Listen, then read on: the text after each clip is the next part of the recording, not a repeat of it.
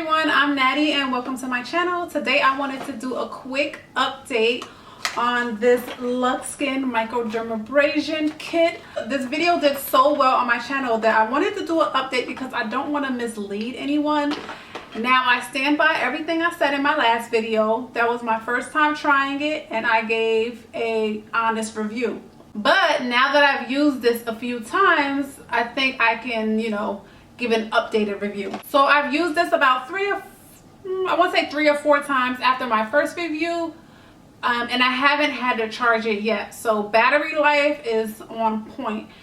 But there's a but.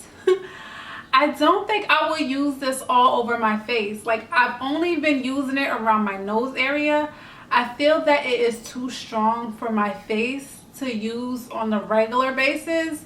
It just makes my skin red, and I woke up one day with bruising. So for me, for my sensitive, like, soft skin, it's a little too much for me, except for my nose area. Like, I love what it does for my nose, especially when my nose, like my pores get clogged and congested around my nose. But on my face, it's just too strong for me. Even if I use the other, sensitive heads, it comes with different heads. So even if I use like the smaller one, for me it's like a little too much. And also I'm thinking about long term with the pulling of the skin. I don't know, for me it's just something about that, like tugging at the skin too hard. Long term, it just seems like it's gonna cause sagginess, and we're not trying to do all that. But overall, I think it's a good product, but for me it's a little too strong. I'm not gonna lie, it's a little too strong. So I would just use it around my nose area, and that's about it. But everyone is different, to each their own. Some people have more whiteheads than others. Like, for me, I don't have much whiteheads except for this area, and a little bit on like the side of my face. But even there, it was just like, it was too much. Unless you want to use it, like, I don't know, every 2 months or something. But yeah, so that's my updated review.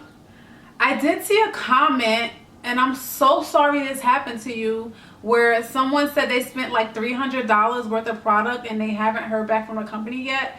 So just be aware. I don't know, I feel bad, but that's why I use credit cards when I'm ordering from kind of stores that I'm not sure of or that I don't know about, because when you order with your credit card, you can get your money back through your credit card company. You don't even have to deal with their company. Your credit card company will deal with them, and you can get your money back. So that's a tip for people when you're buying from, like we all know Amazon is reputable. If you're buying off Amazon, you good. You could use your debit card, your credit card, whatever you want.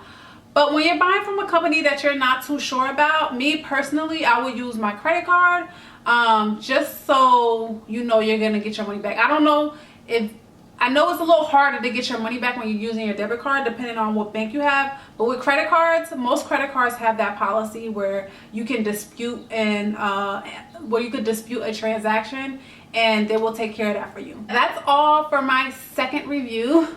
Thank you guys for watching. Don't forget to like and subscribe, and I'll see you in the next one. Bye.